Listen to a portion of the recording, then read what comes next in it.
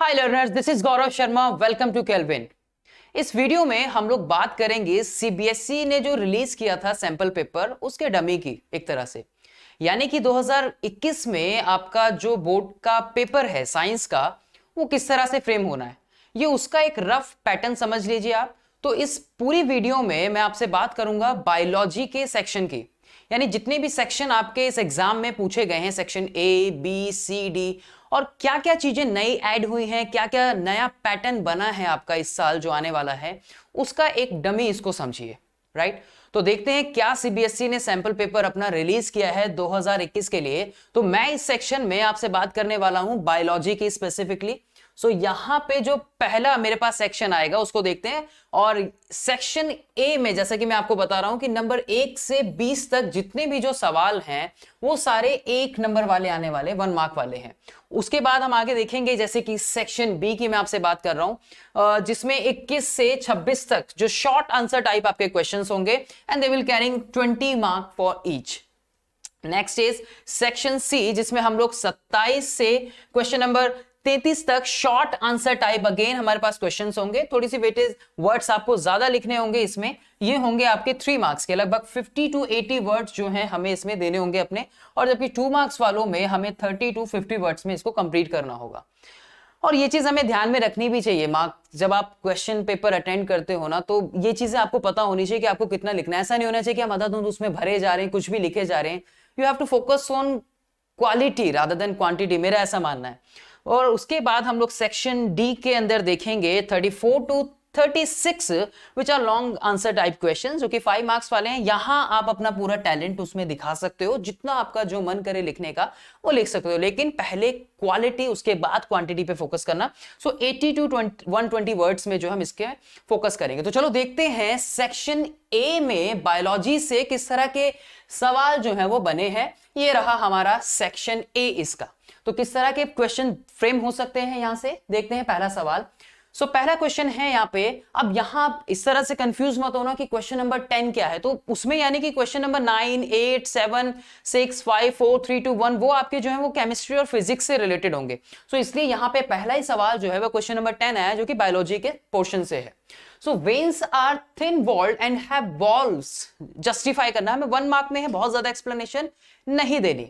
तो वेन्स में जो है उनकी जो वॉल्स होती है, अगर हम उनकी बात करें तो कैसी होती है, वो थोड़ी सी थिन होती है। ये वॉल्स हो गई मान लीजिए उनकी, और ये भी उसकी वॉल्स हो गई। तो ये कैसी होती है, ये थिन होती है। किसके कंपैरिजन में, आर्टरीज के कंपैरिजन कर रहे हैं हम यहाँ पे, यहाँ लिखा नहीं लेकिन आपकी जानकारी के लिए। तो veins are thin walled and have walls present in them. अब थिन वॉल्स होती हैं, थिन वॉल्स क्यों होती है, सबसे पहले ये यहाँ पे, क्योंकि जब हम देखते हैं आर्टरीज के अंदर जो ब्लड का फ्लो होता है वो फास्ट होता है, या बहुत ज्यादा प्रेशर होता है उसका, क्योंकि हार्ट पंप करके भेजता है वो, तो वहां प्रेशर ज्यादा होता है। जबकि वेन्स के अंदर प्रेशर कम होता है। जब हम वेन्स की बात करते हैं तो यहां प्रेशर कम होता है, और आर्टरीज के पास प्रेशर कैसा होता है, ज्यादा होता है। तो यहां थिन वॉल्ड इसलिए प्रेजेंट होती है। और दूसरी चीज जो हम यहां बात कर रहे हैं कि यहां पर वॉल्व्स प्रेजेंट होती हैं। वॉल्व्स का काम क्या है, वॉल्व्स प्रिवेंट करती हैं बैकफ्लो ऑफ द ब्लड को, ब्लड का, यानी कि ब्लड जो है वो एक डायरेक्शन में रहे, ये चीज इसमें देखी जाती है, वापिस जो है वो ना आए ब्लड। राइट, तो क्या कहता है, veins have thin wall because the blood there is no longer under the pressure and they have walls to ensure blood flow in one direction। कैसी डायरेक्शन में, वन डायरेक्शन में जो है वो रहना चाहिए। ये चीज यहां पे हमें बतानी है, 1 मार्क में है। तो इस तरह का सवाल जो है वो एक बन सकता है। अगला क्वेश्चन देखते हैं, यहां पे क्या पूछा गया है, how is the wall of small intestine adapted for performing the function of absorption of food. Small intestine किस तरह से अडेप्ट करती है for performing the function of absorption of food, कैसे परफॉर्म करती है वो 1 नंबर में बताना है। अब आपने पढ़ा होगा, जब आपने डाइजेस्टिव सिस्टम वाला पार्ट पढ़ा होगा यहां पे, तो आपने देखा होगा कि वहां विलाय प्रेजेंट होती हैं। अब ये विलाय क्या करती हैं, ये विलाय इंक्रीज करती हैं अपना सरफेस एरिया, जिससे कि वो क्या कर सके, फूड को एब्जॉर्ब कर सकें। राइट, ये चीज समझ आई। तो क्या होता है यहाँ पे कि the inner lining of the small intestine has a numerous finger like projection and that's numerous finger like projections are called villi. Right, finger like projection जो है वो प्रेजेंट होती है। इस तरह का स्ट्रक्चर जो है वो यहाँ पे हमें देखने को मिलता है, जो कि क्या करती है, अपना सरफेस एरिया इंक्रीज करती है। किसके लिए, for the process of absorption के प्रोसेस के लिए अपना सरफेस एरिया इंक्रीज करती है। ये कॉन्सेप्ट समझ आया अच्छे से, राइट? तो देखते हैं अगला सवाल जो यहां चॉइस में आपसे मिला, आपको चॉइस भी मिलेगी, राइट? चॉइस भी आपको मिलेगी यहां। So out of got and tiger, ये भी सवाल जो है वो डाइजेस्टिव सिस्टम वाले पोर्शन से आपसे पूछा गया है। Out of a got and tiger which one will have longer small intestine, justify your answer। एक नंबर में आपको बताना है कि गॉट और टाइगर, अब यहां ये एक हर्बीवोरस हो गया, ये एक आपका हर्बीवोरस हो गया और ये एक आपका कार्निवोरस हो गया, राइट? तो आप जानते हैं कि हर्बीवोरस जो होते हैं दे आर ग्रास ईटिंग, और ग्रास के अंदर प्रेजेंट होता है क्या? सेल्यूलोज, जिसके बारे में आप लोग बात करते हैं, और सेल्यूलोज को डाइजेस्ट करना। अब ये क्या खाता है? ये खाता है दूसरे एनिमल्स का फ्लैश, राइट? तो ये फ्लैश ईटिंग हो गया, कार्निवोरस हो गया। तो क्या होता है कि इसको डाइजेस्ट करना आसान नहीं होता, इसीलिए इनकी जो स्मॉल इंटेस्टाइन होती हैं वो कैसी होती हैं? लॉन्गर होती हैं। किसके कंपैरिजन में? इन कार्निवोरस एनिमल्स के कंपैरिजन में। So because herbivorous eating grass and need a longer small intestine to allow the cellulose to be digested. तो उसको, ये चीज आपकी एनसीईआरटी की लाइन से है। जब आप डाइजेस्टिव सिस्टम वाला कॉन्सेप्ट पढ़ते हो ना, तो जहां आपका डाइजेस्टिव सिस्टम का डायग्राम बना हुआ है उसको जब आप देखेंगे पीछे पेज पे, तो पीछे वाली साइड पे ऊपर की तरफ आपको इसका एक लाइन मिलेगी, यही सवाल आपको मिलेगा। तो देखिए इस तरह से लाइन से सवाल जो है वो बनते हैं एनसीईआरटी के। अगले सवाल पे आते हैं। आई होप कि आपको वो चीज समझ आई हो, कॉन्सेप्ट अच्छे से। नेक्स्ट क्वेश्चन नंबर 12 जो है यहाँ पे सेक्शन ए में, explain how ozone being a deadly poison can still perform essential function for our environment. क्या बोल रहा है यहाँ पे कि ओजोन एक डेडली पॉइजन है, जानते हैं हम लोग, लेकिन उसके बावजूद जो है it can still perform essential function for our environment. ये एक पहला पार्ट जो है इसके अंदर हमारे से पूछा गया है। हम जानते हैं कि ओजोन लेयर प्रोटेक्ट करती है हमें कहां से? हार्मफुल इफेक्ट से, किसके? जो अल्ट्रावायलेट रेडिएशंस के। ये सिंपल सा हमें एक नंबर में इसमें बताना है कि हार्मफुल होने के बावजूद वो इतनी ज्यादा, वो किस तरह से हमारे लिए फंक्शन को परफॉर्म करती है, एक हमारे फेवर में हम ये कह सकते हैं। इसेंशियल फंक्शन हमारे एनवायरमेंट में कैसे परफॉर्म करती है, ये चीज हम बता रहे हैं, तो प्रोटेक्ट करती है। क्लियर है? Give reason why a food chain can not have more than 4 trophic level. ये बड़ा अच्छा सवाल है। अच्छा सवाल है कि क्यों एक फूड चेन में ज्यादा ट्रॉफिक लेवल नहीं होते। हम लोग जानते हैं कि जब हम फूड चेन की बात करते हैं तो वहां हर एक ट्रॉफिक लेवल पे 10% एनर्जी जो है वो ट्रांसफर होती है। जानते हो ना कि भाई पहले 1% आई सनलाइट से ग्रीन प्लांट्स में, उसके बाद 10% जो है वो हर एक नेक्स्ट ट्रॉफिक लेवल पे ट्रांसफर होती है। तो कहीं ना कहीं एनर्जी का एंड भी तो होना है। तो वहां पहुंचते पहुंचते किस तरह से एनर्जी जो है वो कम होती चली जाती है, राइट? कन्वर्ट होते होते किस फॉर्म में? वो धीरे धीरे उसका जो है वो डाउन होती चली जाती है, कम होती चली जाती है। So the loss of energy at each step, यहां हर एक स्टेप जो है वो ट्रॉफिक लेवल को रिप्रेजेंट कर रहा है, is so great that very a little usable energy remains after 4 trophic level. तो 4 ट्रॉफिक लेवल से निकलने के बाद जो है लेवल कैसा बचता है? एनर्जी का थोड़ा सा कम बचता है। 4 ट्रॉफिक लेवल से निकलने के बाद एनर्जी का जो लेवल बचता है वो कैसा बचता है? लो बचता है, कम बचता है। तो यही एक रीजन है जो कि यहां पे हमें बताना था। आई होप कि आपको ये चीज जो है वो अच्छे से समझ आई हो। क्वेश्चन नंबर 13 में अगेन अनदर 1 मार्क क्वेश्चन। मैंने आपको शुरुआत में ही कहा कि you have to focus on quality rather than the quantity. जितना पूछा गया है उतना ही बताओ। हाँ, बायोलॉजी में आप लोग अपने आंसर को सपोर्ट देने के लिए कहीं डायग्राम की हेल्प ले सकते हो, कहीं डायग्राम बना सकते हो, या कोई आपको उस कॉन्सेप्ट से रिलेटेड अगर कोई अच्छी बात आपको आती है तो वो भी आप वहां पे बता सकते हो। लेकिन ऐसा ना हो कि आप एक नंबर में इतना सारा लिख रहे हो, राइट? ये नहीं होना चाहिए। तो आपको कीवर्ड्स पे फोकस करना है, ये ध्यान रखिएगा लिखते हुए। State the role of pancreas in digestion. Digestion में पैनक्रियाज का रोल बताना है आपको। आप जानते हो कि पैनक्रियाज जो है वो आपकी दोनों ही फंक्शन परफॉर्म करती है, चाहे वो एक्सोक्राइन हो या फिर वो एंडोक्राइन हो, है ना? ये चीज आप लोग जानते हो कि वो एंडोक्राइन और एक्सोक्राइन दोनों का ही फंक्शन परफॉर्म करती है। अब ये चीज यहां पूछी नहीं गई, आपकी जानकारी के लिए थोड़ी सी ऐड कर रहा हूं। तो डाइजेशन ऑफ फूड में वो क्या करती है? पैनक्रिएटिक जूस देती है। क्या करती है ये? पैनक्रिएटिक जूसेस जो है ये उनको सिक्रीट करती है। पैनक्रिएटिक जूसेस को क्या करती है? रिलीज करती है। यही चीज यहां पर जो है वो पूछी गई है। इसी चीज के बारे में, जो डाइजेस्टिव जूसेस होते हैं, जो पैनक्रेटिक जूसेस होते हैं, जिनके अंदर एंजाइम्स प्रेजेंट होते हैं। और एंजाइम्स क्या करते हैं? एंजाइम्स केमिकल रिएक्शन को फास्ट करते हैं, उस फूड को ब्रेक डाउन करने में अपना रोल प्ले करते हैं, राइट। तो वही चीज हमें इसमें बतानी भी है। तो पैनक्रियाज सिक्रीट्स डाइजेस्टिव जूसेस। क्या सिक्रीट करती है? डाइजेस्टिव जूसेस को सिक्रीट करती है, which contains enzymes। क्या करते हैं? enzymes, and enzymes are also known as by the name of biocatalysts। क्या नाम से जानते हैं हम इनको? biocatalysts के नाम से भी जानते हैं। like trypsin, बहुत इंपॉर्टेंट है, ध्यान रखना, वेरी इंपॉर्टेंट। ये पता है आपको, ये रहा, इनके नाम जो है एंजाइम्स के, वो शॉर्ट मार्क्स में पूछ ले जाते हैं। पूरा क्वेश्चन नहीं आया, आपसे सिर्फ एंजाइम्स पूछ लिया। और अगर इस तरह के क्वेश्चन में, जैसे क्वेश्चन पूछा गया, अगर आप यहां पे एंजाइम्स के नाम मेंशन नहीं करोगे ना, तो कंप्लीट नहीं है वो क्वेश्चन, ये चीज ध्यान रखिएगा। तो trypsin for digesting proteins and lipase is an another enzyme या biocatalyst। this is also very important name, ठीक है, ये चीज ध्यान रखिएगा, राइट। तो ट्रिप्सिन और lipase for breakdown of emulsified fats. किसमें? इमल्सिफाइड फैट्स को इमल्सिफाई करने में, यानी कि उन लार्ज ग्लोब्यूल्स को छोटे फैट ग्लोब्यूल्स में तोड़ने में अपना रोल प्ले करता है ये एंजाइम्स, ध्यान रखिएगा, ठीक है।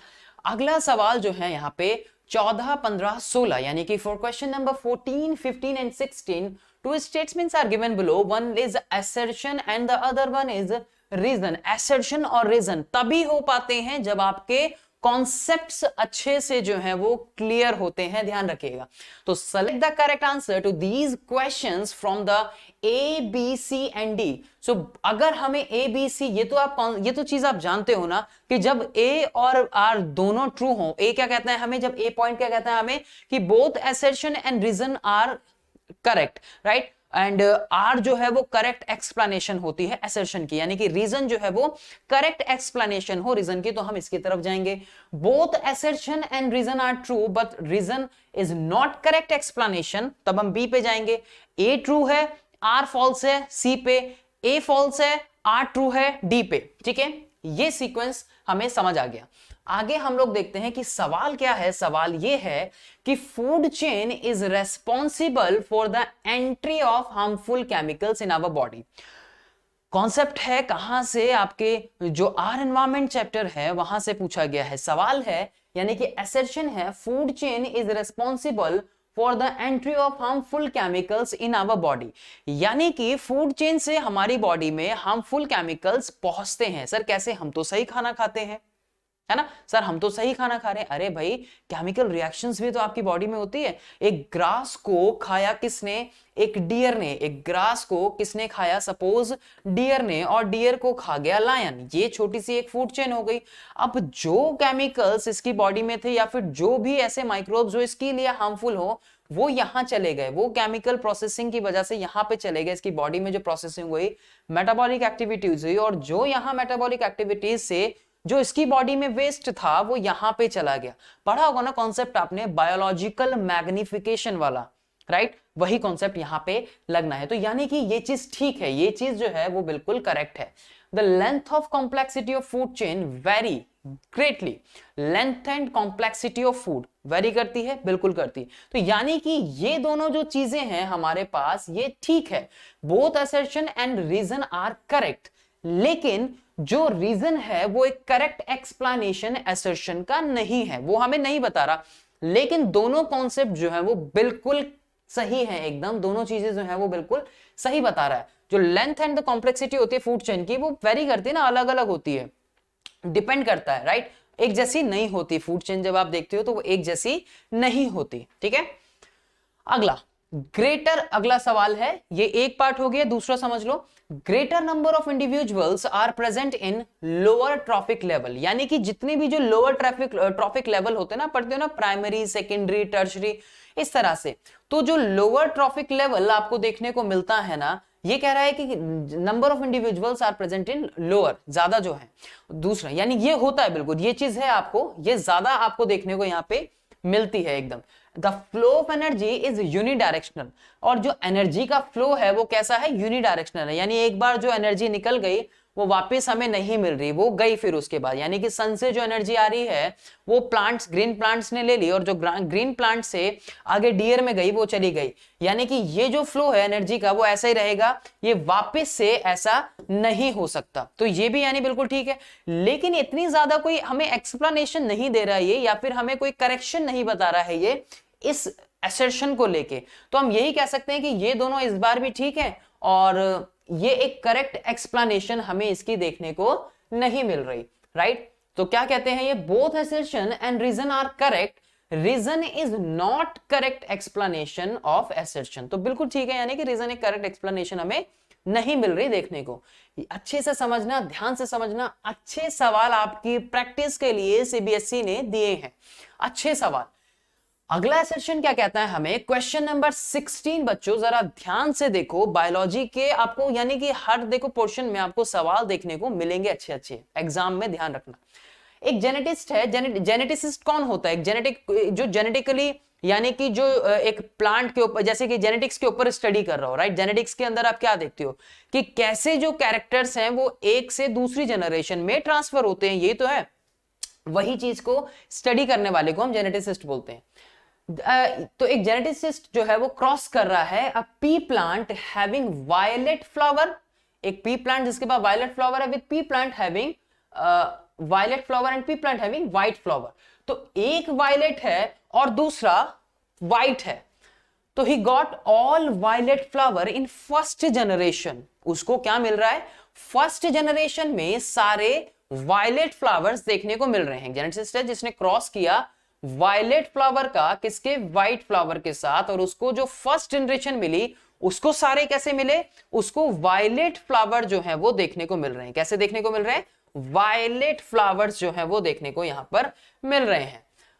Assertion, reason, white colour gene is not passed on to next generation. क्या कह रहा है कि व्हाइट कलर जीन जो है वो पास नहीं हुई नेक्स्ट जनरेशन में। ये चीज बिल्कुल हमें अच्छे से समझ आ रही है, और आपने यहां मेंडल साहब का एक्सपेरिमेंट तो पढ़ा ही होगा, राइट। रीजन हमें ये कह रहा है, तो ये चीज हमें बिल्कुल समझ आ रही है कि जो डोमिनेंट होगा वो आगे नेक्स्ट जनरेशन के अंदर ट्रांसफर होता हुआ हमें दिख रहा है। तो ये क्या कहता है कि both assertion and reason are correct and reason is the correct explanation of assertion. मैंने आपको कहा ना कि आपने मेंडल साहब का एक्सपेरिमेंट तो अच्छे से पढ़ा ही होगा, तो वो क्या कह रहा है कि उसने व्हाइट और वायलेट का जब क्रॉस कराया तो सारे कैसे मिले, वायलेट मिले, ठीक है। और यानी कि जो व्हाइट कलर जीन थी वो पास नहीं हुई नेक्स्ट जनरेशन में, यानी कि वो डोमिनेंट नहीं रही, ठीक है। तो ये चीज हमें समझ आती है बिल्कुल, यानी कि ये ठीक बता रहा है और उसकी एक्सप्लेनेशन भी एकदम कैसी है, करेक्ट हमें देखने को मिल रही है। तो ये चीज हमें समझ आई। अगला जो है यहां पे वो है क्वेश्चन नंबर 17 टू question number 20 and contain 5 sub parts each. You are expected to answer any 4 sub parts in this question. देखो चॉइस मिली है आपको, यहां 17 से 20 तक 5 सब पार्ट्स आपको देखने को मिल रहे हैं और आपको कोई 4 को देखना है, ठीक है जी।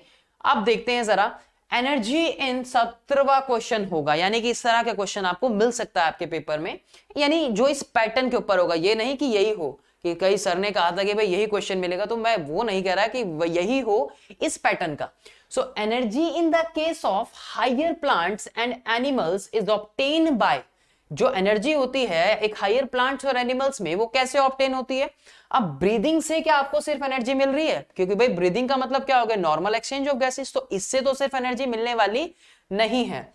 टिश्यू रेस्पिरेशन बिल्कुल हो सकता है, ऑर्गन रेस्पिरेशन के बारे में बात कर सकते हैं, डाइजेशन ऑफ फूड से, क्या सिर्फ डाइजेशन की प्रोसेस से हमें मिल सकता है, क्योंकि हम जब फूड का देखते हैं तो हमें तो कई स्टेप्स देखने को पड़े, हमने इंजेक्शन भी है, डाइजेशन भी है, एब्जॉर्प्शन भी है, एसिमिलेशन भी है, राइट, और रिजेशन भी।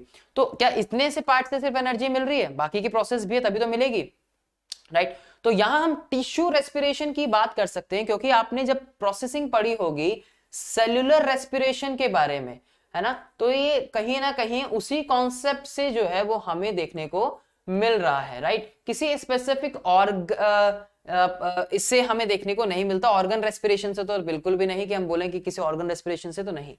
तो यहां जो हमें लगता है कि वो क्या होना चाहिए, टिश्यू रेस्पिरेशन जो है वो इसका करेक्ट आंसर होना चाहिए। सेलुलर रेस्पिरेशन का आपने कॉन्सेप्ट पढ़ा होगा कि किस तरह से सेलुलर लेवल पे जाके जो टिश्यू लेवल पे जाके जो है प्रोसेसिंग होती है, राइट। तो वही कॉन्सेप्ट जो है पूरा पूरा लग रहा है। दूसरे पार्ट में हमें यहां देखने को मिल रहा है ग्राफ, और the graph below represent the blood lactic acid concentration of an athlete during the race of 400 meter and shows a peak at point B। तो लैक्टिक एसिड क्या बनना उसके ब्लड में हमें देखने को मिल रहा है, ब्लड लैक्टिक एसिड कंसंट्रेशन हमें देखने को मिल रही है कि किस तरह से बढ़ रही है। तो पहले 0 से 30 सेकंड में कितनी थी और उसके बाद 30 से 60 सेकंड में किस तरह से बढ़ी। तो ये आपका एक टाइम और ये वेलोसिटी तो खैर क्या कहेंगे, ये उसका ब्लड को रिप्रेजेंट कर रहा है, ठीक है। तो ये ग्राफ हो गया उसके लिए। So lactic acid production has occurred in the athlete while running in the 400 metre race, which of the following process explains this event. अगर आपने ये कॉन्सेप्ट पढ़ा है, ये जो कॉन्सेप्ट है ना आपका, ये उसी रेस्पिरेशन वाले टॉपिक से पूछा गया है, जहां पे आप वो चार्ट पढ़ते हैं जब आप एनर्जी का ब्रेकडाउन करते हैं ग्लूकोज का पायरुविक एसिड में, और फिर आगे फर्दर जो है एरोबिक और एनारोबिक रेस्पिरेशन को आप लोग पढ़ते हैं, तो कहीं ना कहीं वहीं से ये सवाल जो है ये बना है। तो अब क्या कहता है ये लैक्टिक एसिड प्रोडक्शन, क्वेश्चन जो है वो हमारा यहां से है, lactic acid production has occurred in the athlete while running in the 400 metre, which of the following process explain this event. कौन सी? Anaerobic respiration, fermentation. ब्रीदिंग तो नहीं होगा, फर्मेंटेशन बिल्कुल नहीं होगा, एरोबिक में तो लैक्टिक एसिड बनने के कोई चांसेस ही नहीं होते, तो कौन सा होगा? एनारोबिक रेस्पिरेशन में हम लोग देखते हैं जब आप बात करते हो इथेनॉल और लैक्टिक एसिड फॉर्मेशन की, राइट। तो आपने कॉन्सेप्ट अगर पढ़ा है तो अच्छे से आप इसको कर सकते हैं, ठीक है जी। अगला जो सवाल यहाँ पे ग्राफ दिया हुआ है हमें, और तीसरा पार्ट इसका है, आपको इस 5 में से 4 पार्ट को ही करने, हम पांचों सॉल्व करेंगे। Study the graph below that represent the amount of energy supplied with respect to the time while an athlete is running at full speed। full speed पे भाग रहा है वो। तो choose the correct combination of the plots and justification provided in the following table। तो यहाँ table, अच्छा table हमारे पास, टेबल है हमारे पास, ठीक है। तो हमें जस्टिफिकेशन देना है इसका कि कौन सा सही है कौन सा नहीं है। जैसे प्लॉट ए एरोबिक और प्लॉट बी जो है वो एनारोबिक को यहां रिप्रेजेंट कर रहा है कुछ इस तरह से। तो प्लॉट ए जो हो गया वो हमारा एरोबिक, और प्लॉट बी जो है वो एनारोबिक कंडीशन को डिनोट कर रहा है, राइट।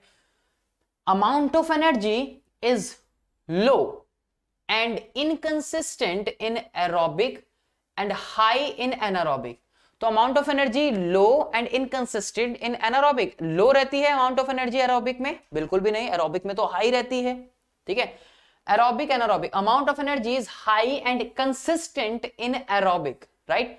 तो ये वाला ये ठीक है, ठीक। अच्छा हमें एक ही शायद ऑप्ट करना है इसमें से, हमें एक ही बताना होगा। Anaerobic aerobic, amount of energy is high and consistent in aerobic and low in anaerobic. Amount of energy is high and consistent in aerobic and low in anaerobic, बहुत ज्यादा लो नहीं रहती, ठीक है, ओके। उसके बाद anaerobic, amount of energy is high and inconsistent in anaerobic and low in aerobic. तो ये तो बिल्कुल भी नहीं है, तो इसके अकॉर्डिंगली हमारा जो आंसर होना चाहिए वो बी होना चाहिए। ये क्या कहते हैं, बिल्कुल जो बी है हमारा आंसर की amount of energy is high and consistent in aerobic and low in anaerobic. तो एनारोबिक में हमें लो एनर्जी देखने को मिलते हैं, जबकि अमाउंट ऑफ एनर्जी हाई रहती है कहां पे? एरोबिक कंडीशन में, जहां in the presence of air conditions हमें देखने को मिलती है। कैसी देखने को मिलती है? In the presence of oxygen की कंडीशन जो है वो देखने को मिलती है, ये चीज ध्यान रखिएगा। अगला जो सवाल है यहाँ पे फोर्थ पार्ट जो पूछा गया है, the characteristic process observed in anaerobic respiration. Anaerobic मतलब जहां पर ऑक्सीजन जो है वो प्रेजेंट नहीं है या लैक ऑफ ऑक्सीजन है, तो ये कंडीशन यहां पे पूछी गई है। कैरेक्टरिस्टिक प्रोसेस कौन कौन सी हो सकती है वो हमें यहां पे बतानी है इसके अंदर, राइट। तो प्रेजेंस ऑफ ऑक्सीजन होती नहीं होती, रिलीज ऑफ एनर्जी होती है कम होती है, रिलीज ऑफ लैक्टिक एसिड बिल्कुल होता है, कार्बन डाइऑक्साइड बनती है बिल्कुल बनती है, ठीक है। तो ये 3 पार्ट होते हैं इसमें, तो हमारा आंसर होना चाहिए सी होना चाहिए इसके अकॉर्डिंगली, राइट। तो सी हमारा करेक्ट आंसर जो है वो हमें इसमें देखने को मिलता है। चलिए अगला जो है क्वेश्चन नंबर 5, जो इसका 5th पार्ट है, क्वेश्चन नंबर 5 नहीं, इसका 5th पार्ट जो हमसे पूछा गया है वो क्या बताता है हमें कि study the table below and select the raw that has the incorrect information. Incorrect information यहां पे हमारे से पूछी गई है, जैसे कि लोकेशन एरोबिक और एनारोबिक की, एंड प्रोडक्ट एरोबिक और एनारोबिक के, एंड इनकरेक्ट इंफॉर्मेशन हमें बताने की कौन सी है। अब ये आपका कॉन्सेप्ट अगर क्लियर है ना एरोबिक और एनारोबिक वाला, तो आप इस क्वेश्चन को बहुत अच्छे से कर सकते हो। कॉन्सेप्ट क्लियर नहीं है तो यार फिर प्रॉब्लम आएगी। तो लोकेशन एरोबिक की हमें साइटोप्लाज्म में देखने को मिलती है और एनारोबिक की हमें माइटोकॉन्ड्रिया में। क्या ये चीज ठीक है? ये स्टेटमेंट बिल्कुल गलत है, क्योंकि माइटोकॉन्ड्रिया की प्रोसेसिंग हमें यहां अंदर aerobic in the presence of देखने को मिलती है। एंड प्रोडक्ट एरोबिक में CO2 और H2O होते हैं। एनारोबिक में इथेनॉल और ये हमें देखने को मिलते हैं। अमाउंट ऑफ एटीपी एरोबिक में हाई रहती है, एनारोबिक में लो रहती है। तो हमें यह बताना है कि जो इनकरेक्ट है, ऑक्सीजन की नीडेड होती है, इसकी नीडेड, तो इनकरेक्ट कौन सा है? पहला वाला ही जो है वो इनकरेक्ट है। तो करेक्ट आंसर क्या है हमारा? ए। ठीक है, लोकेशन एरोबिक साइटोप्लाज्म, क्योंकि वो मैंने आपको बताया ना कि कहां पे होती है। ठीक है ना। तो ये कुछ सवाल थे जो हमारे सेक्शन ए में थे। आगे अब हम लोग इसमें बात करते हैं। आगे जो अब हम लोग इसमें चलेंगे वो हम लोग बात करेंगे किसमें? नेक्स्ट। तो चलिए अब हम आ गए हैं अपने अगले सेक्शन में, सेक्शन बी में। और सेक्शन बी में हम लोग बात करेंगे 2 मार्क्स वाले क्वेश्चन की, जैसे कि मैंने अभी आपको बताया भी था। और 2 मार्क्स वाले क्वेश्चन जो हैं आपके, वो क्वेश्चन नंबर 21 से स्टार्ट जो बायोलॉजी में हमें देखने को मिल रहे हैं। और देखते हैं कि किस तरह के सवाल जो हैं वो इसमें आ सकते हैं। तो bile juice does not have any digestive enzyme. Good question, अच्छा क्वेश्चन है। Bile juice does not have any digestive enzyme but still plays a significant role in the process of digestion. Justify the statement। भाई enzyme नहीं है कोई भी bile juice में, लेकिन क्या है वहां उसके बावजूद भी जो है वो एक इसेंशियल रोल प्ले कर रहा है। तो वो चीज पूछी गई है। बाइल जूस के अंदर कहां से निकलता है? लीवर से, राइट। और इसमें प्रेजेंट होते हैं सॉल्ट्स, जैसे कि आप पढ़ते हैं बिलिरुबिन और बिलीवर्डिन के बारे में। ये चीज शायद एनसीईआरटी में नहीं पढ़ते, लेकिन बाइल जूसेस में हम लोग इनके यही होते हैं आपके बाइल जूसेस। और ये इमल्सिफिकेशन में अपना रोल प्ले करते हैं, ये चीज ध्यान रखिएगा। ठीक है, तो चलिए, तो क्या कहता है हमें ये कि bile juice make the acidic food coming from the stomach alkaline. क्या करता है ये कि ये क्या करता है कि जो एसिडिक मीडियम वाला जो फूड आ रहा है स्टमक से, उसको अल्कलाइन बनाने में अपना रोल प्ले करता है। ये ध्यान रखिएगा।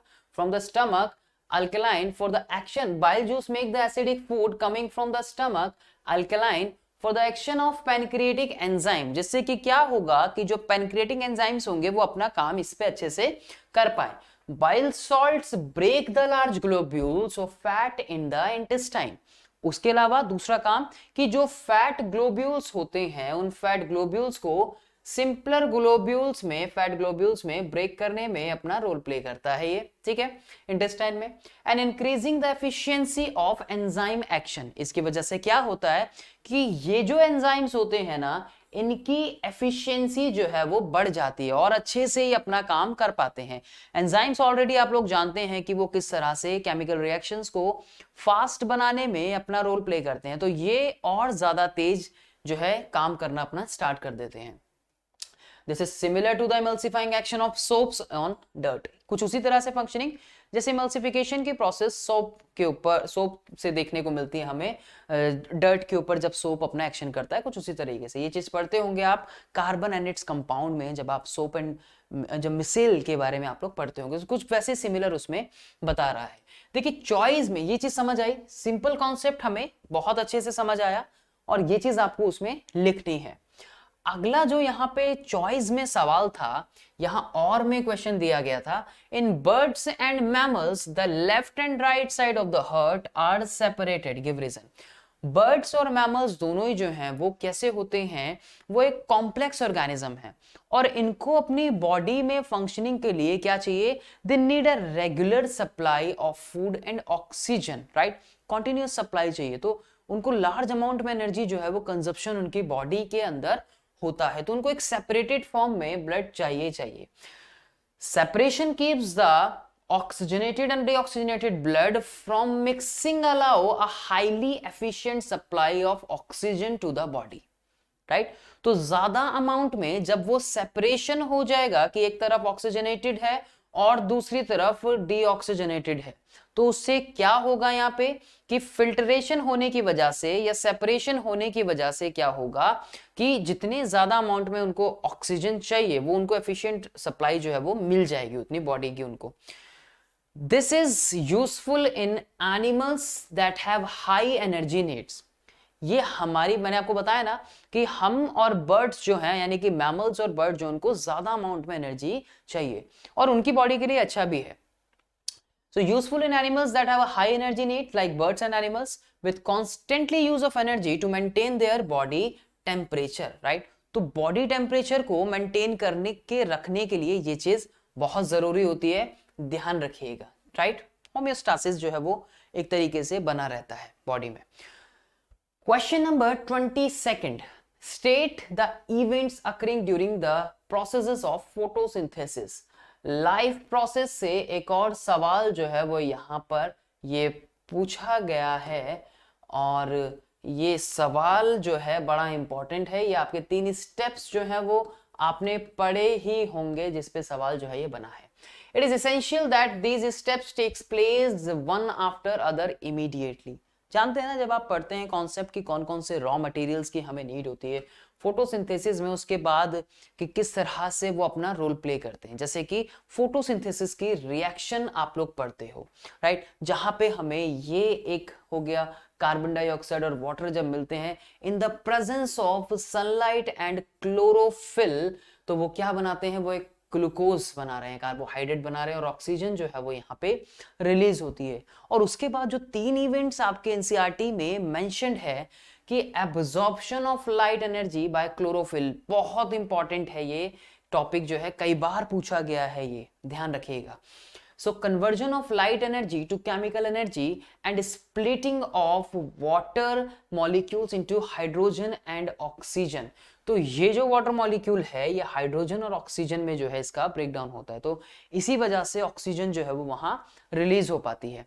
Reduction of carbon dioxide into the carbohydrate, right? Reduction होना कार्बोहाइड्रेट में कार्बन डाइऑक्साइड का, और ये चीज हमें इसके अंदर बतानी होती है, ठीक है? ये स्टेप्स जो हैं वो आप इसके अंदर बताते हैं, राइट?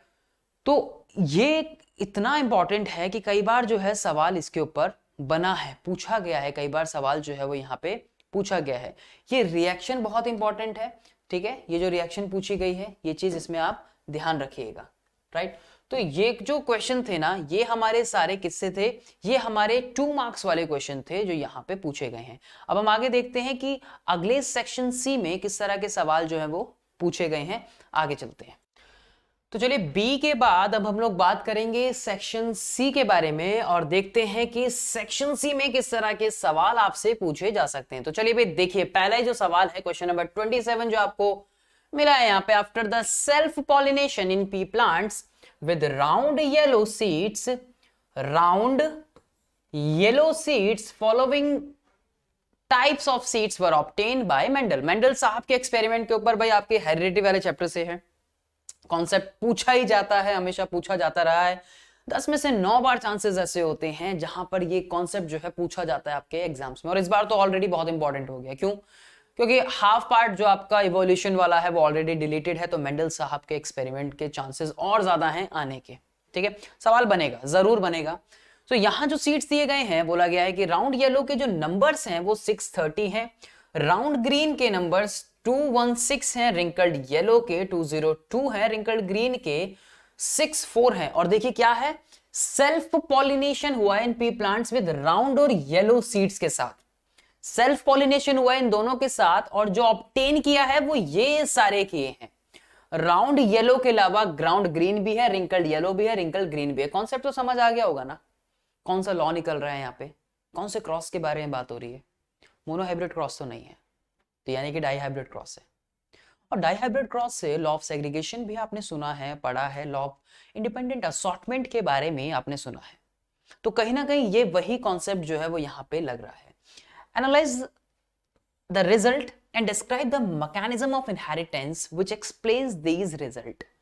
तो यहां कौन सा मैकेनिज्म लग रहा है वो आप लोग समझ गए हैं जो मैंने अभी आपको बताया। अगला सवाल चॉइस में भी यहाँ पे उसके बारे में भी डिस्कस करेंगे। तो सबसे पहले जो हम यहाँ पे बात करते हैं कि the ratio of 10 is 9:3:3:1। Dihybrid cross किसको बता रहा है? डाइहाइब्रिड क्रॉस के बारे में आपको ये यहाँ पे बता रहा है। In which parental as well as new combinations are observed. Parental तो है, राउंड येलो लिया है वो तो है, उसके साथ साथ हमें नई ऑब्जर्वेशंस भी देखने को मिली हैं। This indicates that the progeny plants have not inherited a single whole gene set from each parent. क्या इंडिकेट कर रहा है? That progeny plants have not inherited a single whole gene set from each parent. ऐसा नहीं कि एक ही हमें देखने को मिल रहा है, हमें दोनों के जो है हमें देखने को मिले हैं अगले में characteristics. So like every germ cell takes one chromosome from the pair of maternal and paternal chromosome, दोनों से ही लिया गया है यहाँ पे। ऐसा नहीं है कि एक ही सेट जो है वो किसी का एक्सप्रेस कर रहा हो। So when two germ cells combine, segregation, important word, segregation of one pair of characters is independent of other pair of characters। so वही जो लॉ ऑफ सेग्रीगेशन और इंडिपेंडेंट की बात मैं कर रहा था वो यहाँ पे आपको बतानी है, वही चीज आपको यहाँ पे लिखनी है। सो मैकेनिज्म की जो यहाँ पे बात हो रही थी ना, सो मैकेनिज्म कौन सा हुआ आपका? यहाँ मैकेनिज्म जो हुआ वो आपका कौन सा हुआ?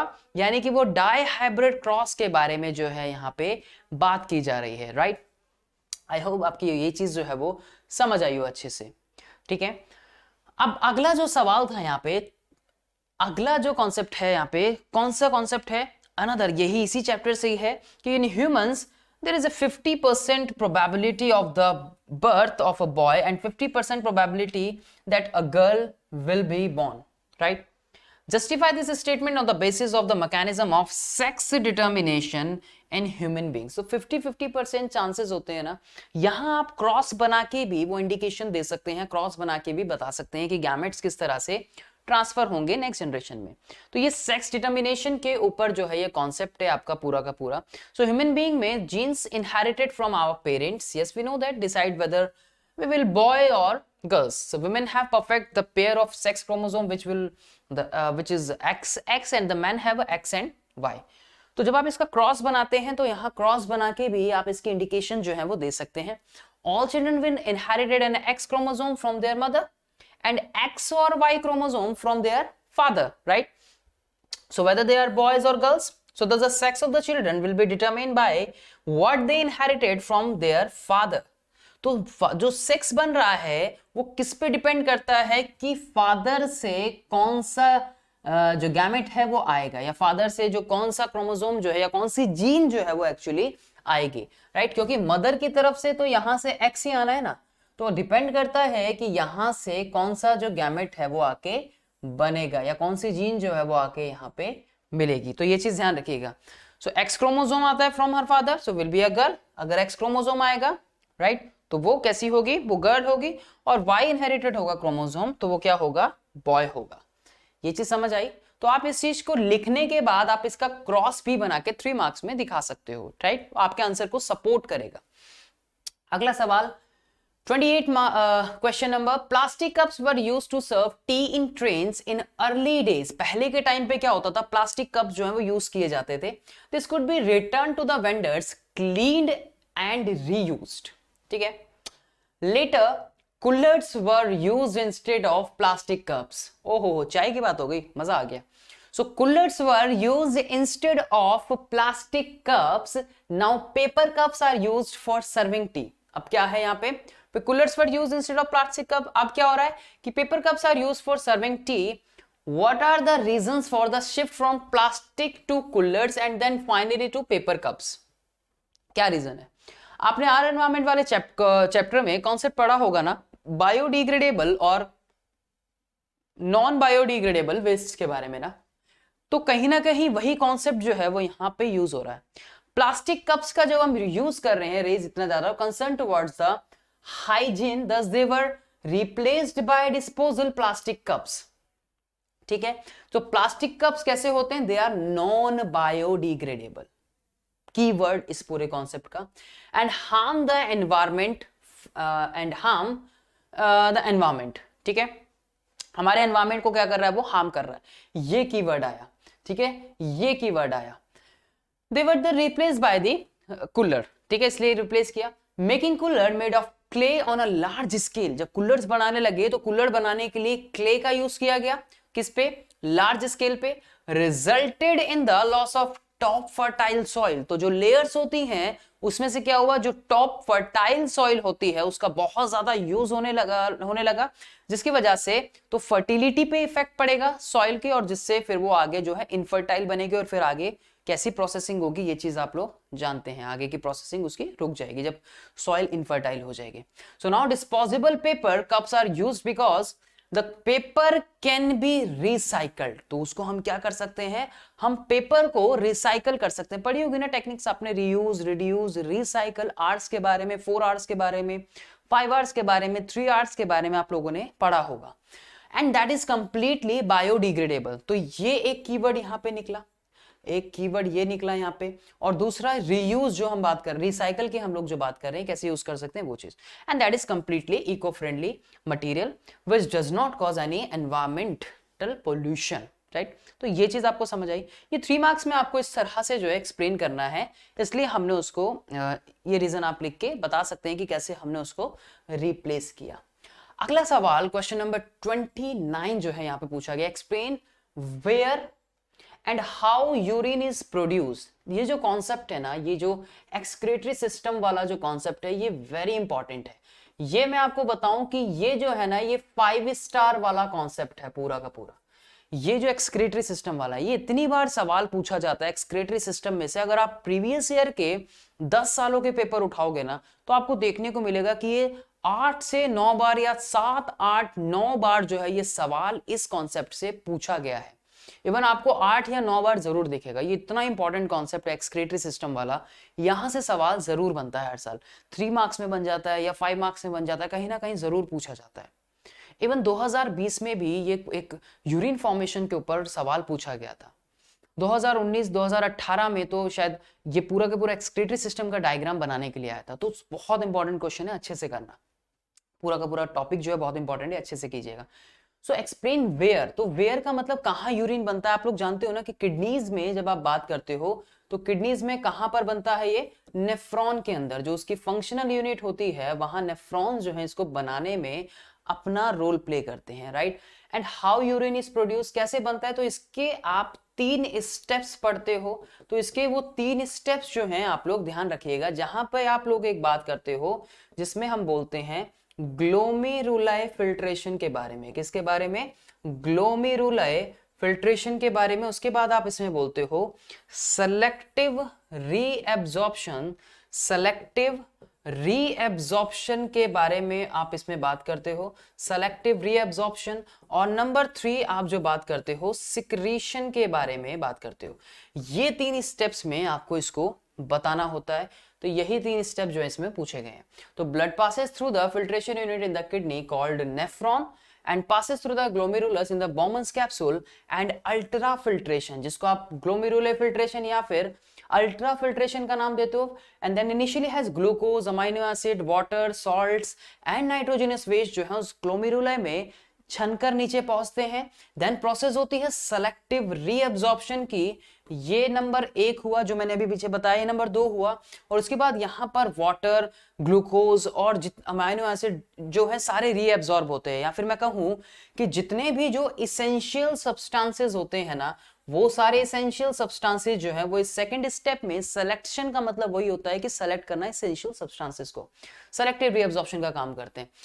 देन यहां सिक्रीशन के बारे में बात होती है, secretion of excess water, salt हो गया एक्सेस, यूरिया हो गया, और जो नाइट्रोजनस वेस्ट होते हैं विच मेकअप्स द यूरिन, और ये यूरिन बनाने में अपना रोल प्ले करते हैं। देन सिक्रीशन का जो थर्ड स्टेप होता है वो यहाँ पे हमें देखने को मिलता है।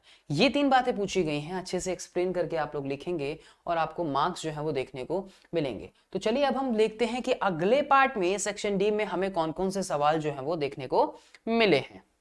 तो अब जो है हम लोग आ गए हैं अपने अगले पार्ट में, यानी कि अपने अगले सेक्शन में, सेक्शन डी में, यानी कि सबसे बड़ा चैप्टर, सबसे बड़ा concept.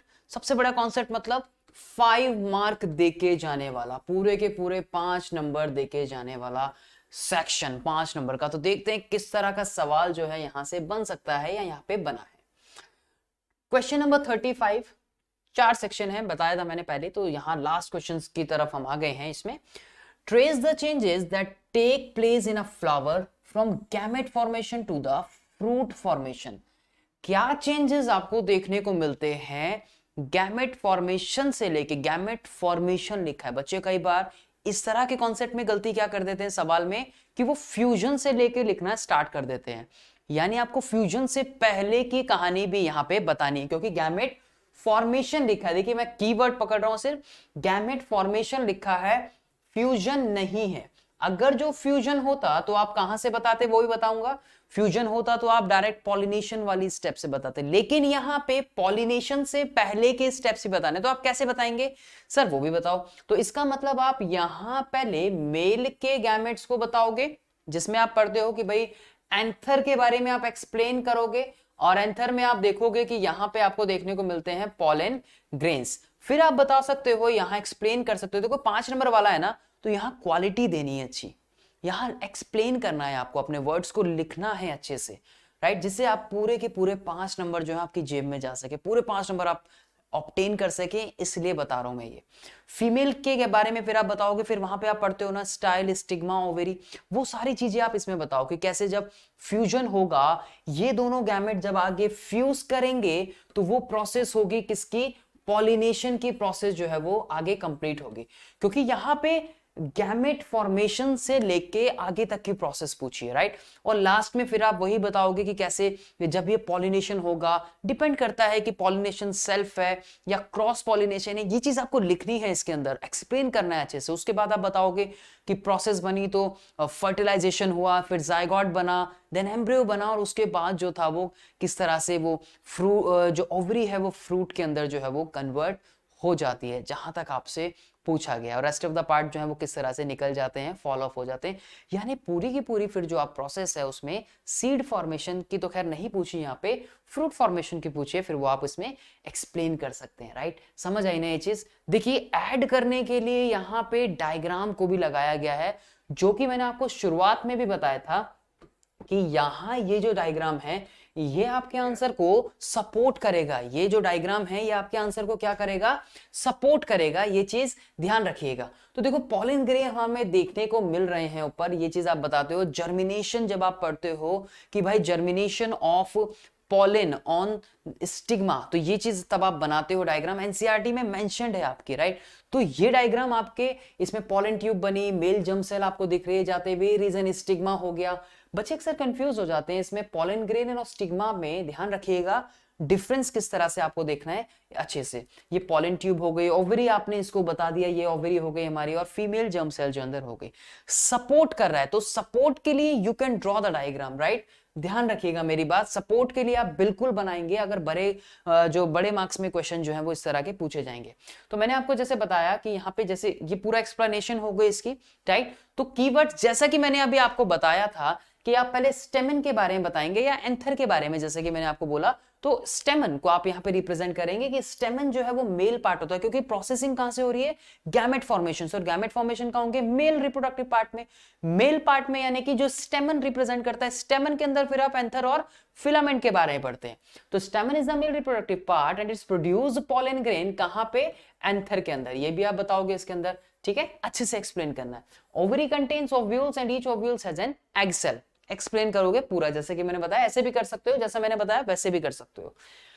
Pollen needs to be transferred from stamen to the stigma. Male reproductive part से फीमेल पे पहुंचने मेल को ट्रैवल करना पड़ता है, बताया था पहले भी।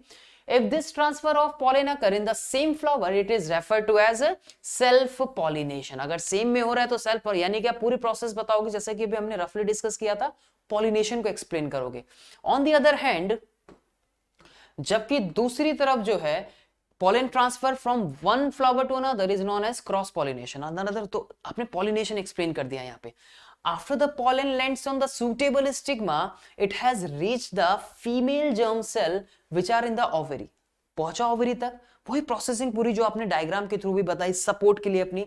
For this a tube grows out of the pollen grain and travels through the style to reach the ovary, right? Ovary तक पहुंचा, and then the male germ cell produced by pollen grain fuses with the female gamete present in the ovule.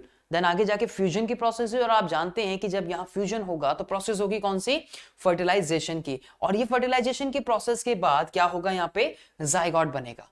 Pollination के बाद बिल्कुल आप वही लिखेंगे कि कैसे पॉलन ट्यूब बनी और जो गैमेट, जो मेल गैमेट है वो आगे अंदर एग के पास जो है, ओवा के पास जो है उसके पहुंच रहा है, ठीक है, और उसके न्यूक्लियस के साथ जाके आगे फ्यूज करेगा। Fusion of the gamete, fertilisation हुआ, जाइगोट बना, then after fertilisation zygote divide several times to form an embryo. आगे जाके वो डिवाइड होगा और जो है वो क्या बनाएगा, एम्ब्रियो बनाएगा। और फिर आगे जो इससे जब हम देखेंगे कि जो इसकी ओवरी है वो किसमें चेंज हो जाती है, किसमें, प्रोसेसिंग के बाद फ्रूट के अंदर चेंजेस हो जाती है। तो ये सारे स्टेप और डायग्राम जो है आपके इस 5 नंबर आपको पूरे दिलाने में अपना रोल प्ले करेगा। And for kind your information, यहाँ हाउ डू ऑर्गेनिज्म रिप्रोड्यूस से एक 5 नंबर का सवाल जो है वो जरूर बनता है, मोस्ट ऑफ द टाइम जो पूछा जाता है। तो इस बार भी यानी कि पूरे चांसेस हैं पूछने के, और इस तरह का सवाल बन सकता है, तो ये चीज आप लोग ध्यान रखिएगा। आई होप कि आपकी मैं कुछ हेल्प कर पाया हूं इस पूरे बायोलॉजी के सेक्शन को सॉल्व कराने में, या आपको कुछ आपके पास तक नॉलेज पहुंचाने में। सो अगर आपको ये वीडियो अच्छी लगी है तो इसको लाइक करें, शेयर करें, और अपने फ्रेंड्स के साथ शेयर करना ना भूलें, राइट। सो अब मिलते हैं हम आपसे अपने अगले कुछ पार्ट्स में। तो चलिए अभी के लिए इतना ही, बाय बाय, टेक केयर।